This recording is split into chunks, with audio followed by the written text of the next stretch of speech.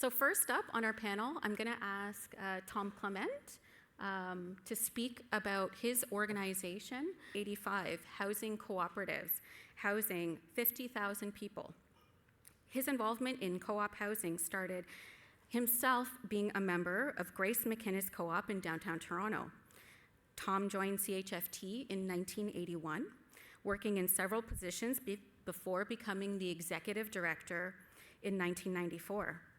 And among his many accomplishments, during his time at CHFT, he's worked on creating land trusts under the CHFT umbrella. Those land trusts own 32 properties, representing 4,300 cooperative homes. Outside of CHFT, he also sits on the board of Community Affordable Housing Solutions, which is also a land trust, and includes representatives appointed by Habitat for Humanity, St. Clair's Multi-Faith Housing, and Tom also helped found the Circle Community Land Trust, which after years of work acquired over 600 units of affordable housing from Toronto Community Housing Corporation.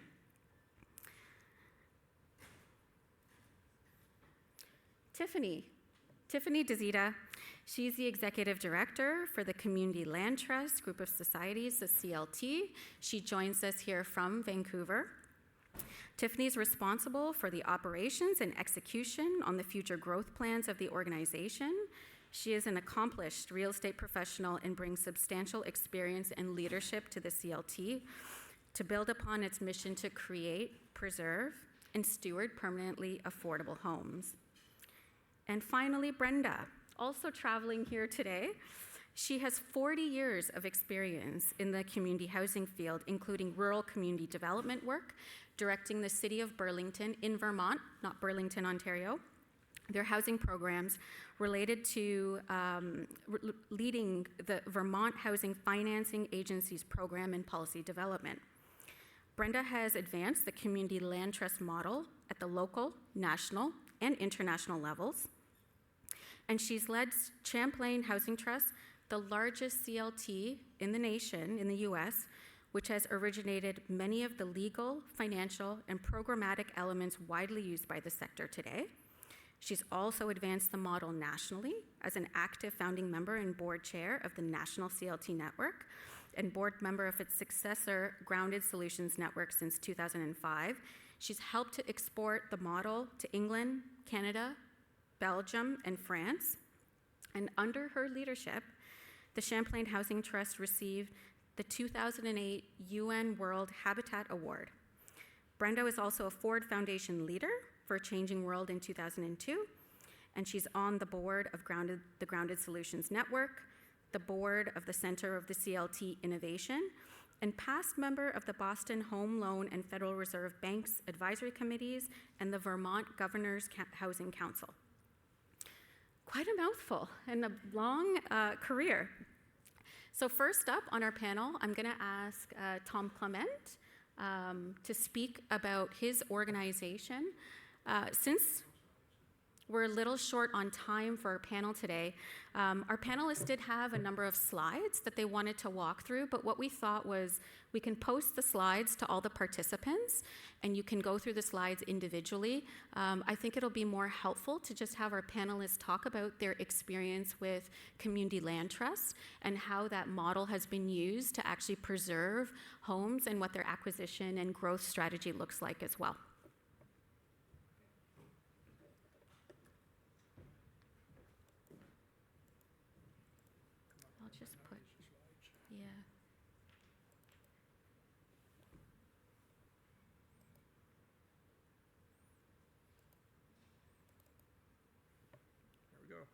How do we know this is okay, I'm not going to use slides. I just wanted to put that background up.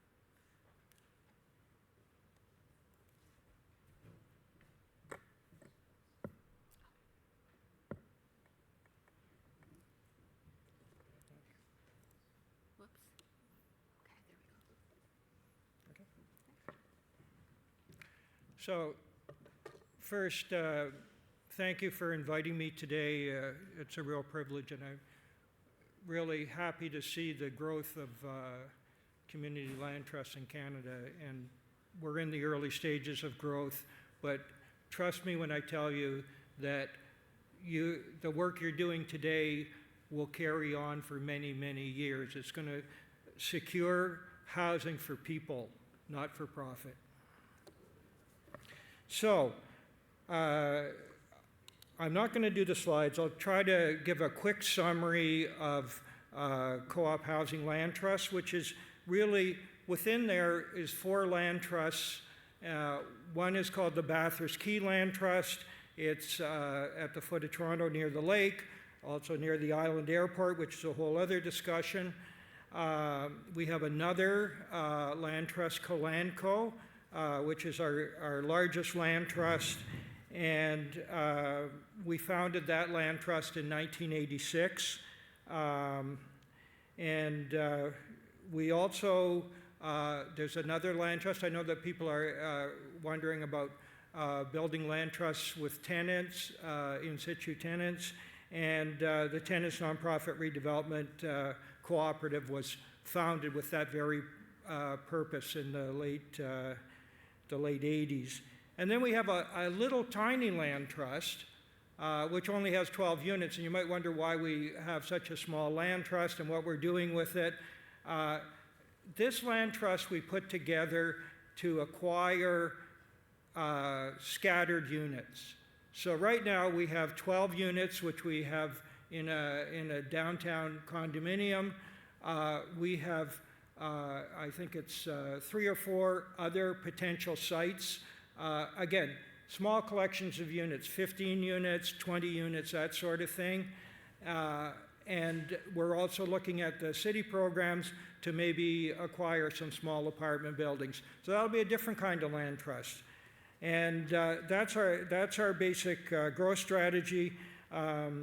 Where we came from in the beginning with Colanco is kind of an interesting story.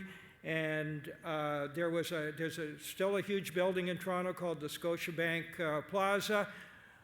There was some community pressure about how big this building was, which now is dwarfed by the kinds of buildings they're putting up in Toronto, but that's a whole other story as well. But we, out of that came the commitment to create about 100 units of nonprofit housing. And the agreement was we would negotiate with the developer to create these 100 units. And if we couldn't, then the developer would give us $2 million. And in 1986, that was a real $2 million, not like now. So that was the basis of how we began to acquire all these properties. So we had a fund that we could secure properties. The market was very different then, but often when you secure a property, there's a municipal process that goes through, there's the mandatory neighbors complaining about putting up a new building, all this stuff. We were able to secure many buildings and hold them in the long run while we put together the co-op. My friend Nikki is sitting there in the second row. And why aren't you in the first row, Nikki? I'm not sure. But Nikki is the president of what we call City Park Cooperative Homes. It was an acquisition that we made, and it's 3 apartment buildings, 770 units, very large co-op, and they just paid off their mortgage. So thank you for coming this morning, Nikki. And I also just wanted to acknowledge Grace, who is our land trust coordinator. She's only been here with us at CHFT for a few months, but I can see she's going to be taking over the whole city soon. So we're looking forward to that. And we're just completing another site in the next few months. So, how do land trusts fit into co-op housing? What I really think, and the elephant that's, I don't think is in the room right now, but the elephant in the room is a program. If we're going to create co-op housing, we need a program. All these units I talked about, all these many people, the 10,000 people living in our land trust co-ops, they all came through housing programs, and that's what we need. So we can purchase buildings, so we can organize individuals and into the co-op, and obviously our preferred model is a land trust. So if the land trust movement is to grow, we need co-op housing programs, we need nonprofit programs. The government must invest in housing. This must be done. Otherwise, we will continue to fall way, way, way behind. We had a government in 1995 when the minister came in. He said, we're going to leave it to the private sector to build rental housing. Well, hello, it failed. We need government investment, and that's the way we're going to go forward. Great things are being done in other parts of the country. You'll hear from Tiffany about the fantastic things they're doing in BC, but we all need a program wherever we are that makes sure that the housing is affordable. And at the end of the day, what will make these co-ops different is if they're in a land trust, they will be affordable forever. No more flips. And just to go back to Nikki's co-op, City Park, it had been flipped several times. It was part of a huge portfolio, 10,500 units that speculators got a hold of. And even though we went against all odds to try to acquire it at the time, at the end of the day, of those 10,500 units, only 770 in City Park actually became nonprofit housing. And as I mentioned, they just paid off their mortgage. Proof again that if we work together, if we use land trusts, we can do a lot. And I'll turn it over to the other panelists. I'm sure all of us could talk for 4 hours, and I'm sure we don't want to get in the way of your lunch, so take care. What an honor to be sharing this great event with you today. I'll say I've been in this a while, and I've been to many great CLT gatherings and, momentous startups, but I was never so moved as I was this morning and reconnected to our purpose. Just reminded that of all the painful histories and injustices that bring us to this work, what's also there is the great joy that we bring in our common purpose, and there's really power in that. So thank you. Today I'm representing the Center for CLT Innovation, soon to be called something CLT International, our international organization promoting CLT development around the world. And we look forward to having a representative of your movement on our board. There will be vacancies coming up, and you're definitely in our sights. I bring greetings from all. Our board is from all over the world. And I think I got the honor to come because they picked me because of my Canadian roots. I'm Quebecoise by birth, born and raised in Montreal. About 100 years ago, I did my graduate work here in Toronto at York on a social history project. And it's wonderful on that front just to be here and to see the tremendous progress and flourishing of your movement from the time that I first talked to folks like Josh and others who are here today. Just one little correction, I'm no longer the director of Champlain Housing Trust. I passed on the baton to our amazing new leader, Michael Monti, and at that point founded our technical assistance arm, TACHT. And I'm working with groups doing a lot of the startup work I saw in your survey. I work mostly around the US, a little bit outside. In fact, I have to say, I have one customer from Quebec at Solutions Immobilier Solidaire, welcome Annie, who's representing them, and they have a tremendous model that I think you'd be very excited to learn about. Please go to cltweb.net and see what we're up to. There's a lot of exciting things coming that are new, and we hope to be able to be of service and help your movement.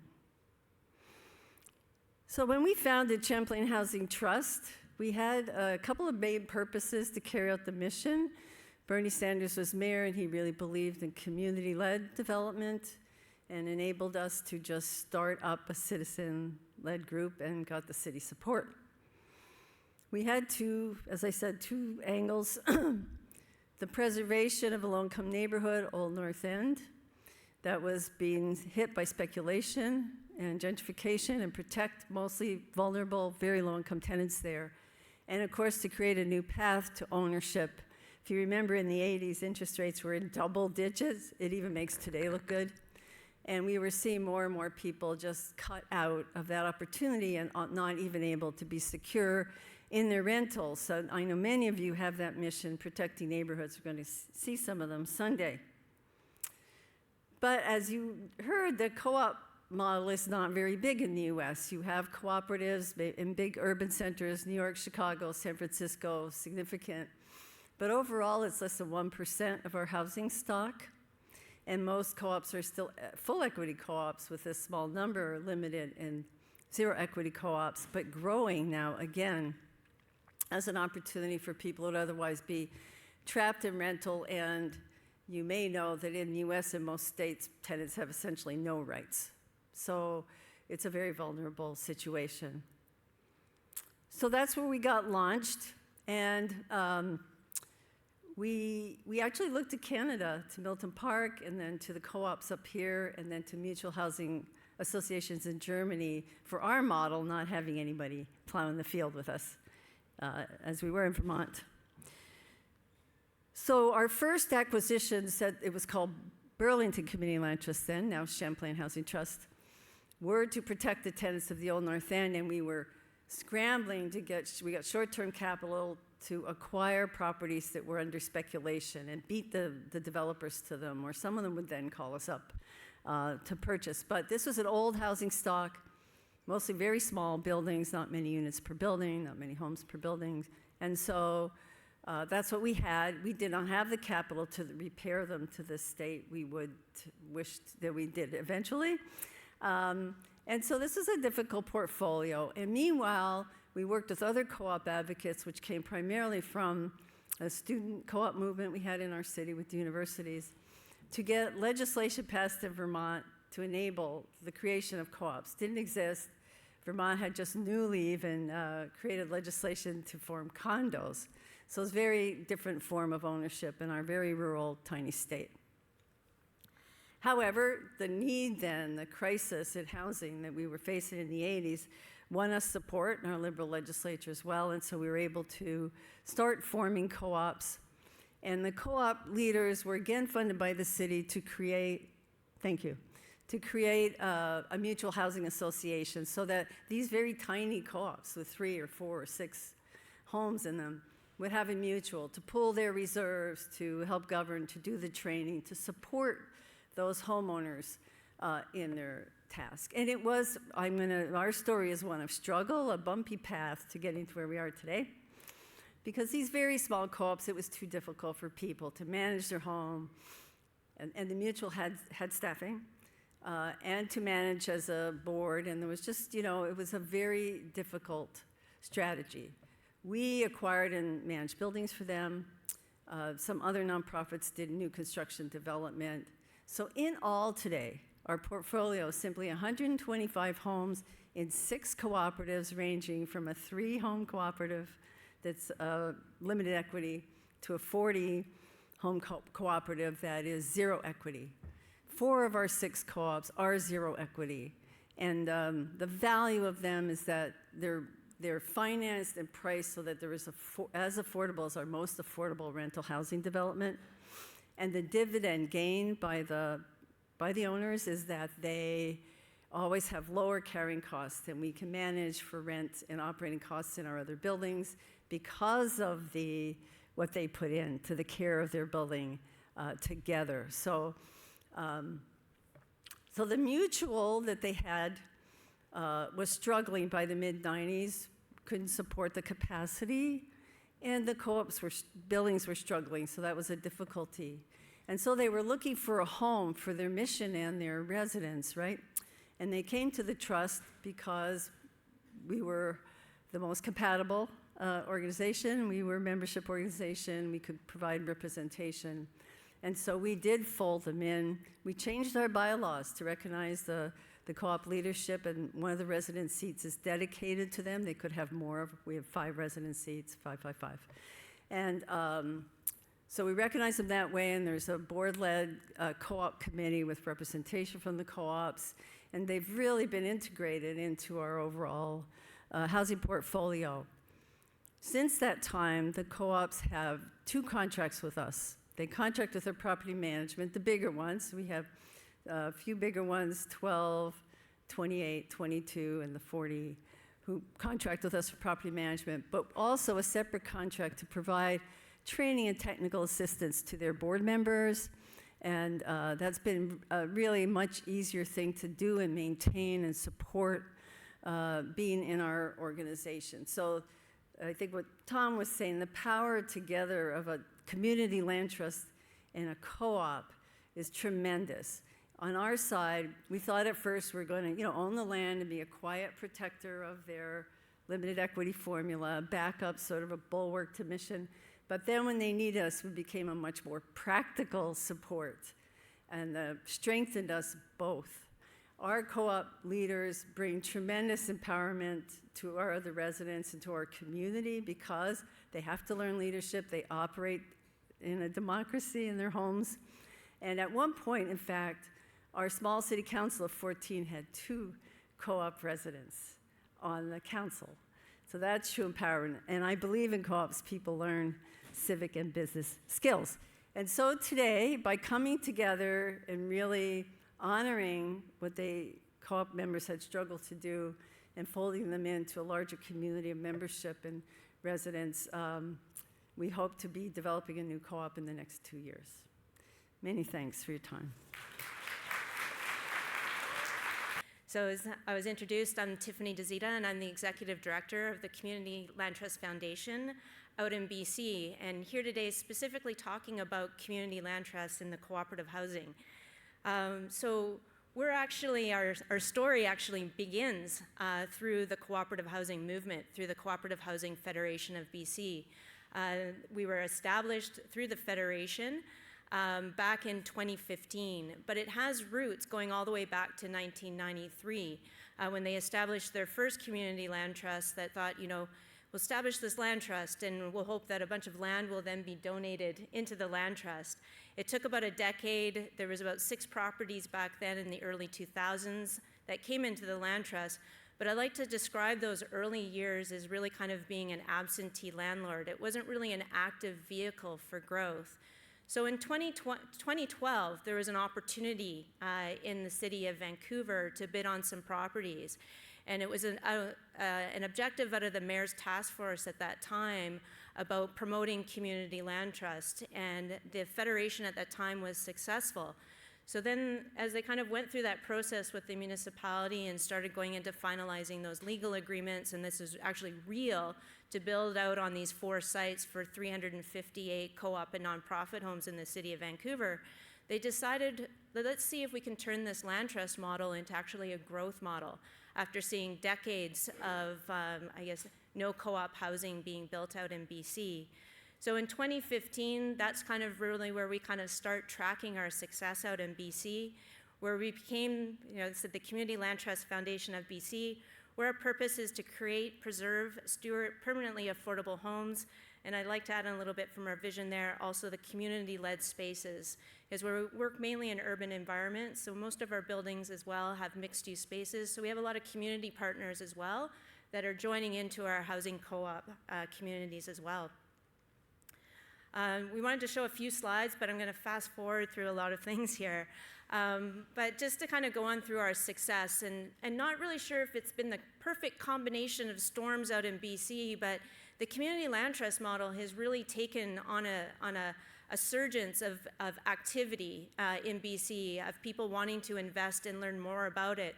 And then when we layered in the cooperative housing model into that, it sparked even more interest for opportunity for municipal land investment, also a provincial funding program, and also the federal program as well. So our portfolio as it stands today Really, since when I talk about that opportunity in 2012, then into 2015 and where we are today, we moved from 6 properties. We now have 34 properties within our portfolio. We now have just under 1,700 homes that are occupied. 1,500 of those are cooperative homes. We have actively under construction today with our team is 870 new homes that are actively under construction today. And we have 740 homes that are currently going through the municipal process, or kind of what I call in limbo, not stuck trying to find funding, but stuck where we're going to look for solutions to find funding and advocate government to help move those along. So that's over 3,200 homes that we have in our portfolio in various stages.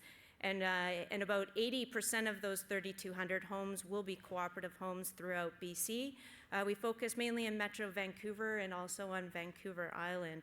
To kind of fast forward a bit, as part of I talked about too, is the attraction of the combination of a community land trust and also cooperative housing, the attraction that we've had with all 3 levels of government. So to show you within that portfolio numbers that I've just presented, 21 of those 34 properties are municipal land investment, so nominal dollars, 60 to 99-year leases for $10. So just about 2,000 homes through those municipal land investments. We were able, the slides kind of got a little wonky there, sorry, in the presentation. But we've also been able to attract not just our lending for traditional mortgages, but I'd like to highlight how the co-op model and the land trust model has actually attracted grants for forgivable mortgages from all 3 levels of government. Through our provincial government, we're just under 128 million of forgivable mortgages or grants that we've been able to attract, just under 24 million through the co-investment program, through the national program, and just under 51 million in also municipal dollars coming into our portfolio. The bulk of that 50 million was a precedent almost a $30 million investment last year that allowed us to purchase 425 co-op homes in Burnaby that were basically could be lost to the sector because they were marketed and out there with REITs bidding on them. So we were able to successfully acquire those and preserve them. So just to finish off with some photos, so some co-ops that we've been building. This is Kinship Housing Co-op in Vancouver. These are the 2 co-ops that we were able to purchase last year, 115 Place and Post 83 in Burnaby. This is a new building that's being built in downtown Vancouver. It's actually a mass timber building as well, so we just broke ground on that and we're quite excited. Fraser View Towers, so you can see very large buildings that we're building. But we also have some more townhouse and low-rise stuff. This is Fraser View Housing Co-op in Vancouver. This is one out in Haney. This was an existing co-op that came into the Community Land Trust. I like to call it like cluster homes out in Maple Ridge. Bakerview, another co-op that we were able to preserve that was on the brink of bankruptcy and put in a major renovation. And this is our newest co-op in Vancouver. It's North Arm Housing Co-op, and it houses seniors, so those that are age 55 plus. So that's just a quick snapshot of what we're doing out in BC, but I'll end it there so we can open up the floor to some questions.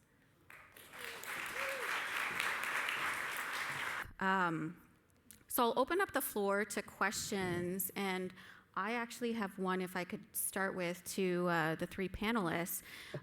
All of you have a lot of units under your belt. So Tiffany, you said that the CLT in Vancouver has almost 3,000 units in the land trust. Brenda, I think you have a couple hundred. Tom, you have over 4,000 units. You know, this is the first time this group is together. I imagine that a lot of folks in the room are in that startup phase for their CLT or for their community organization.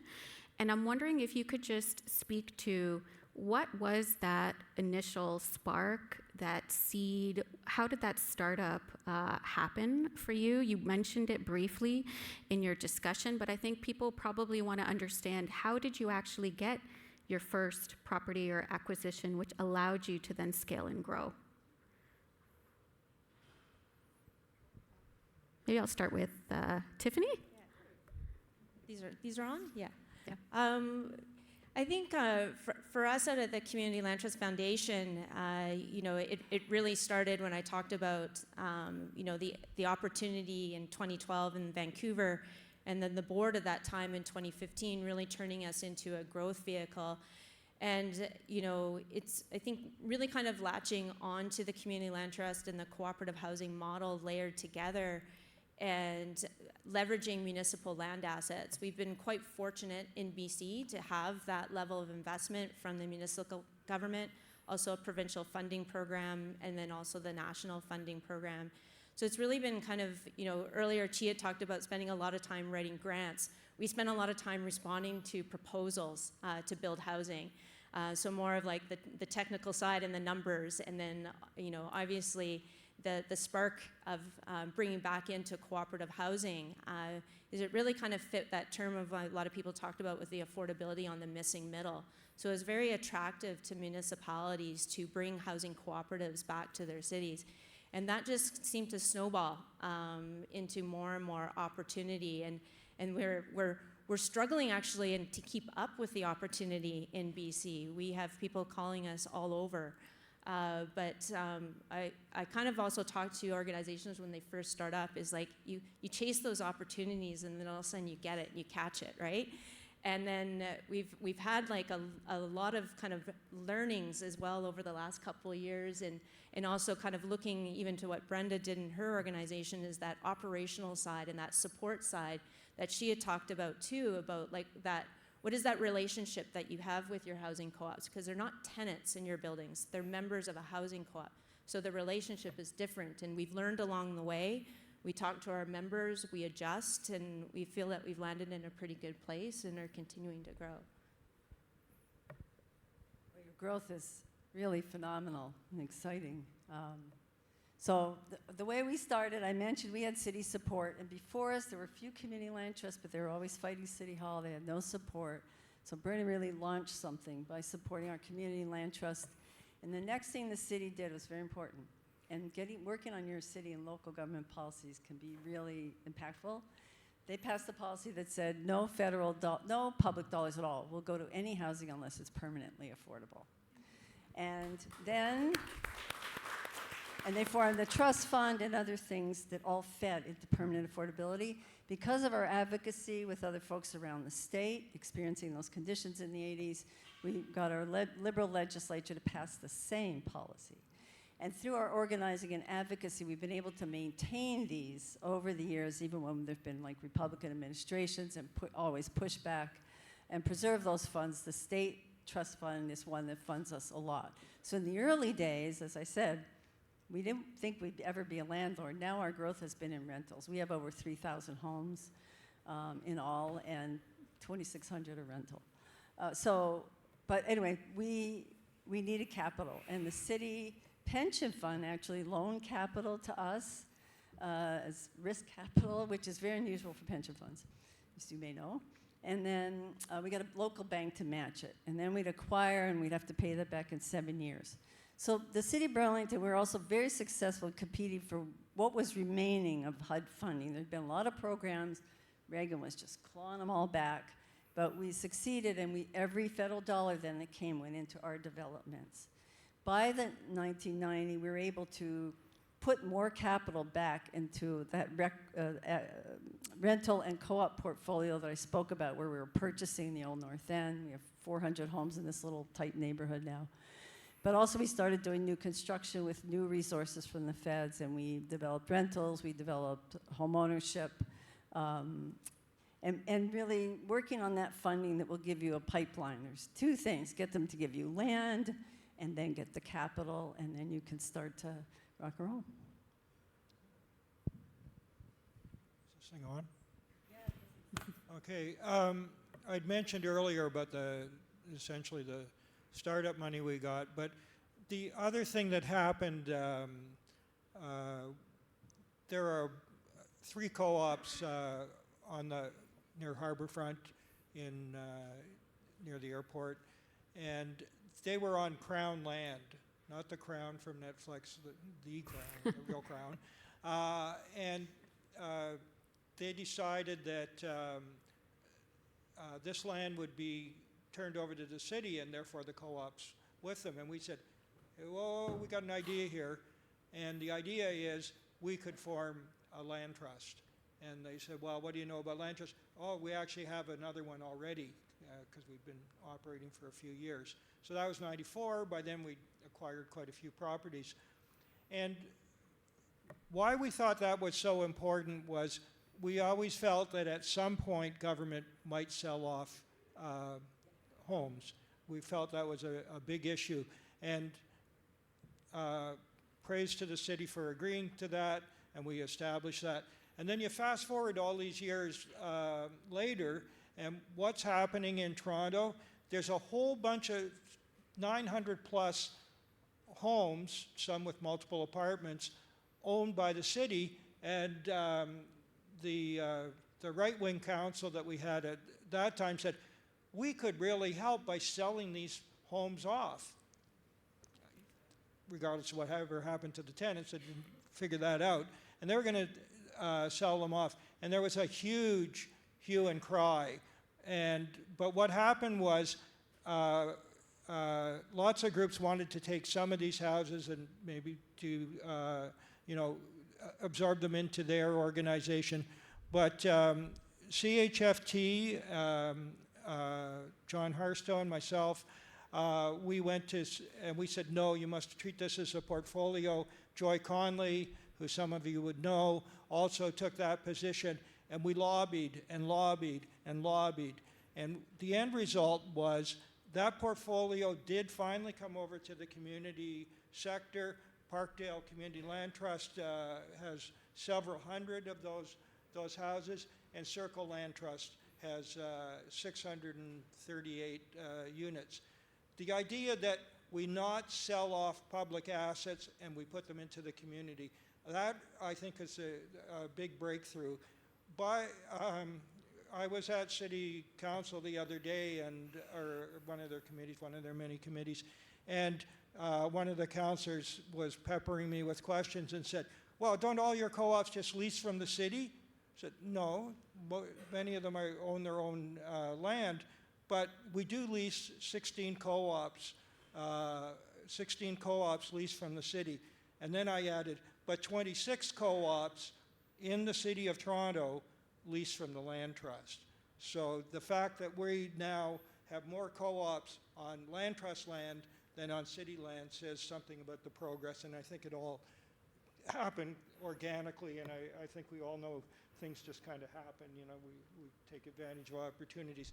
But the idea to avoid leasing as much as possible, but better a long lease than no lease. 99 years is a good place to start.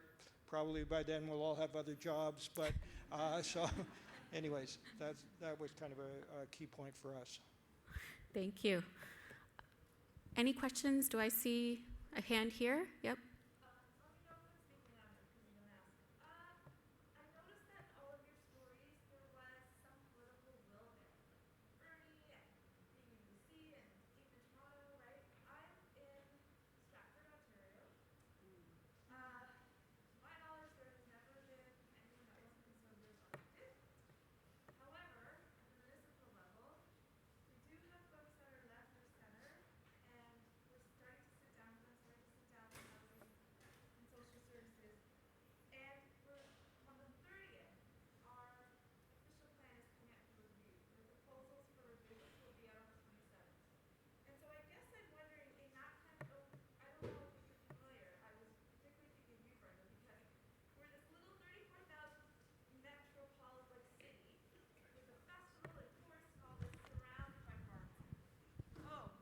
Sorry, that's much better.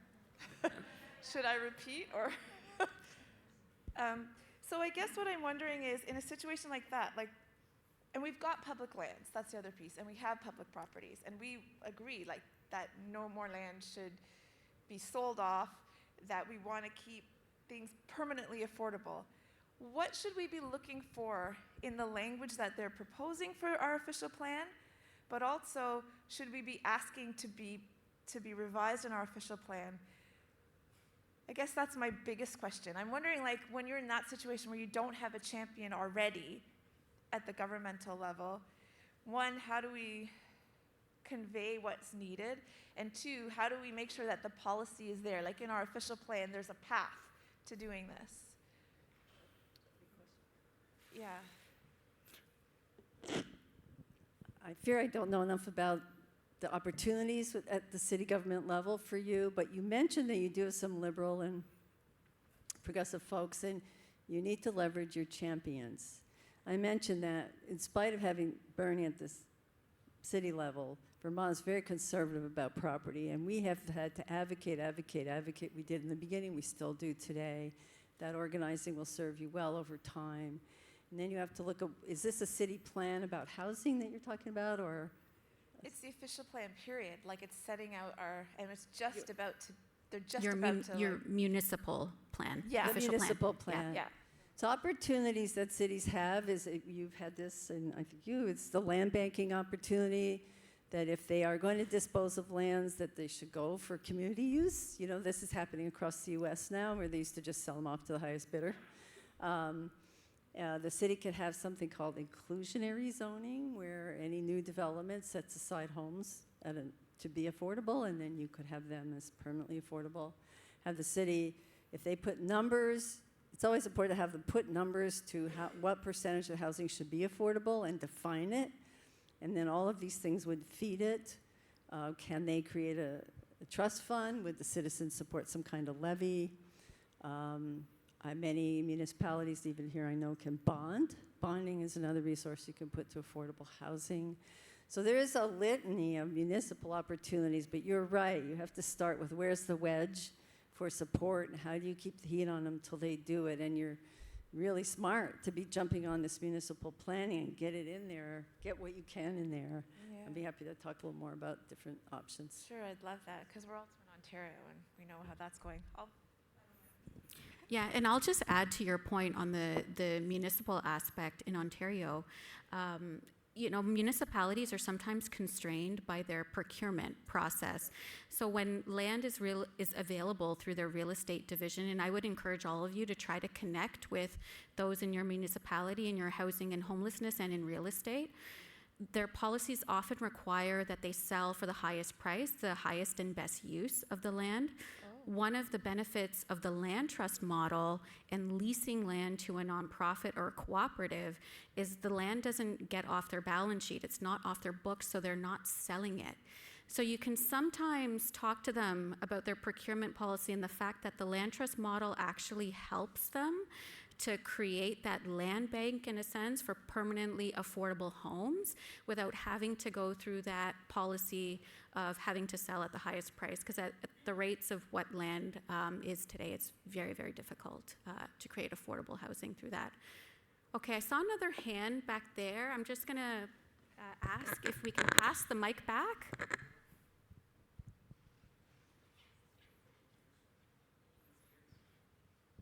Hello, thank you.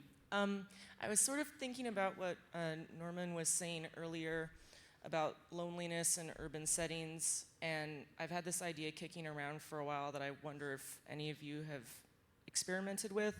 So I know that a lot of my friends work from home, but with the size of homes being what they are, like maybe 2 bedrooms, the amount of space that people require to work from home, if that's what they do, is sort of more, but then they can't afford it. And so I was wondering if you, with all of your experience with larger buildings, had experimented with like sort of community co-work spaces in maybe the first floor of a larger building that had sort of a childcare component built in, so that members who live in that building who do work from home can have some sort of sense of community and maybe someone to watch their kids kind of close by where they work. I've just been thinking about that, and I wondered if anyone has tried that before, and if yes, how did it go? I can answer that question. It happened actually pre-pandemic, and it was something we inherited when we purchased a already built building from the city of Vancouver. It actually came with 2 larger ground floor units that they call for your home business for daycare. So you're limited with the number of children, but they're designed that way with an appropriate amount of outdoor space, a certain requirement of indoor space as well. And it was at the ground floor off a street level, so that can drop off and pick up can be done. So it was the first time we embarked upon that. But then as we learned as well, is that it is a resource for that co-op community, because the kids, that if the parents then that live in the co-op there have a place for their children to go during the day. And then we've actually incorporated that. It's under construction right now, but another housing cooperative out in Coquitlam for 132 homes, we have 2 units that are designated for that in-home childcare as well. So we've just kind of touched on it with regards to that, and looking forward to maybe getting more feedback and how that works within the buildings. But we do look for opportunity that way. But we also have community spaces in some of ours too, so not necessarily childcare, but there's other synergies, like so in our seniors co-op, our community space on the ground floor is by 411 Community Senior Society. So they offer a lot of services and programs for seniors, and our housing co-op members are allowed to go down there and participate in either day programs or other events or assistance and help too. They have things at tax season where they help their members. So those are some of the things that we're looking at, and we're just new into that, but definitely kind of looking to our co-op partners and community partners on feedback on how to incorporate more of those synergies within our buildings and communities. Okay, we're a little over time, but I see a hand up here, maybe the last question, and then we have lunch. I don't want to stand in the way of food. Could we pass the mic?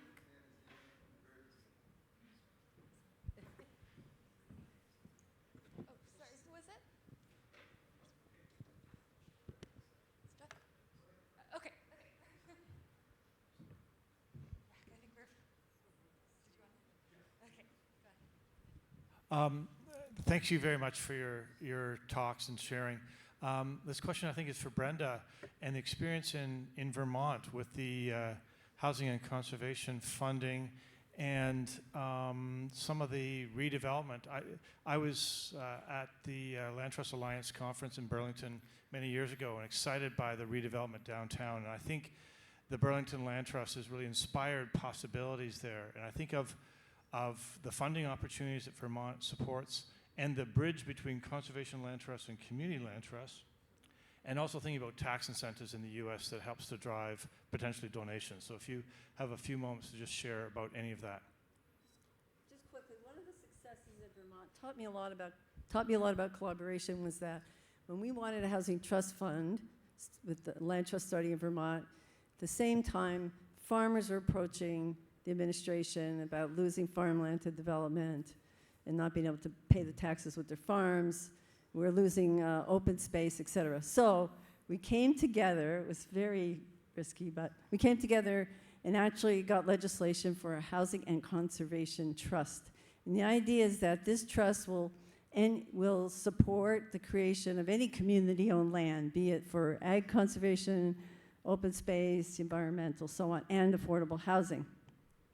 And what funds it is a small portion of the property transfer tax. So we were essentially capturing this inflation in housing values, which is hurting Vermonters, back to community use. It's a very good fit. Yet every year we have to go to the legislature and fight for it so they don't use those funds for something else. And we've been successful, as you say. And it has promoted a good kind of development, a kind of smart growth development. It took us years, but increasingly we've formed into housing is funded that goes into our village as well as city centers and in centers, and then there's a plan for conservation of other land. In Burlington, we used it to great effect to preserve our waterfront, which has an urban section, but also preserving space on the waterfront. We just are doing a big development, 900 homes, 25%, which will be affordable permanently, and it's on the waterfront.